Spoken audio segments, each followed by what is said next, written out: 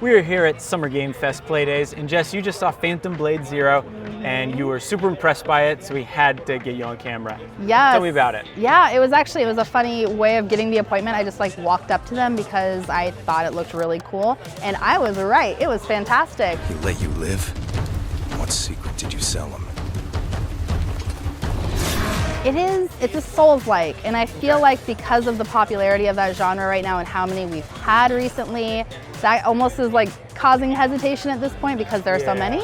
But it mixes things up a little bit by being more hack and slashy also. It has more of a Devil May Cry meets Souls-like feel. Okay. So it's faster paced. I feel like it's going to be honestly a really good introduction into Souls-likes for people who maybe don't have the patience. Okay. Yeah, so I think that could be a really, really solid pick for a lot of people who have maybe been teetering but found it too slow. So when you say Souls-like, I know there's a lot of comparisons to Sekiro directly. Yes. Do you see, now that you've played it, do you kind of see that more, or do you see more of just Souls-like generally?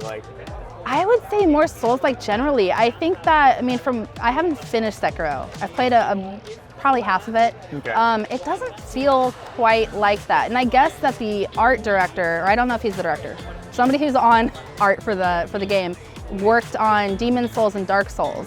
And so you can kind of see that in the design. I feel like it has more of less, it still has the Japanese kind of feel to it, but it's less feudal Japan and more dark.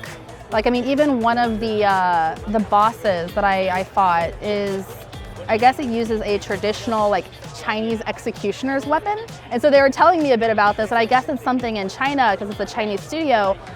It's something that's in their manga and stuff, but it's this hollow bell on a chain that they would throw at people with blades in the inside, and you pull it. Okay. So that was one of the weapons that they had, and so it has kind of that dark feel to it, and you don't have the grapple and stuff like that. It's more just you climb down stuff or jump down. You can stab a wall and slide down it. Yeah, so I don't know. It felt similar, but more dark fantasy at the same time. Okay. And then while you're playing it, did you get kind of an idea how progression works? Is there different weapons, different builds, or is it just kind of you've got your sword and you're just going for it? Yeah, so it seems like there will be different weapons because I did have a very long sword at one point and I had something a little shorter.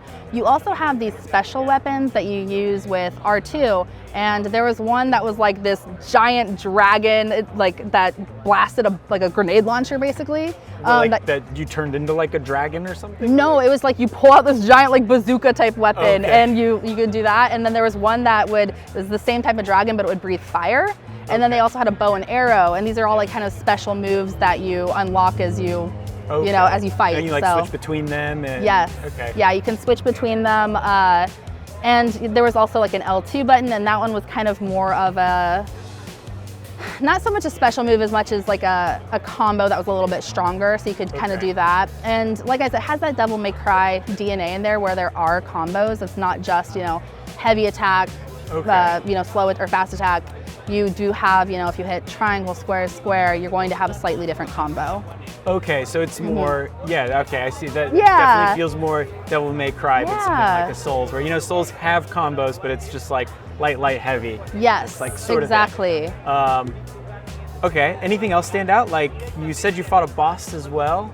Yeah, I actually, so the demo was this little, you could choose to do the tutorial. So I did the opening tutorial just to see how badly I was going to suffer if I jumped in the main game. But I learned a lot just from that tutorial, and then it was essentially, you went to this one camp, took out some bandits, a boss came down, and then it would transport you, the demo, to 2 other bosses. So I did 3 bosses. Okay. And how long did you have? An hour? I think I was there for probably 40 minutes. Okay. Yeah, so, and they had a little death counter at the end. I was very proud that I died, I think, 4 times, and they told me that was very good. They hyped me up, actually, and were very impressed. Nice. Yeah, that felt amazing. But yeah, I had a great time with those bosses. I left wanting to play more, which I feel like is the best feeling that you can ever have when you go to one of these demos. Yeah. And especially in a setting like this where, you know, I imagine you're out in like the open area and there's people around and it's like each kind of sort of turn. Yeah, like when you find a game where it's like in the midst of hundreds of people, you can just like sit there, and the music was great too. Like I remember when I was fighting that executioner boss, like it had more of like this thumping, like kind of soundtrack to it, and I was like, this is really cool. Like I got into it. So I think that it does enough that's different and it's more fast-paced to where it doesn't just feel like another Souls-like game. So I'm very excited for when it actually comes out and to see how progression and the world feels, because it was very focused on combat. But cool. Well, thank you so much, Jess. And that's Jess's thoughts on Phantom Blade Zero. For more Summer Game Fest coverage, stay tuned to GameSpot.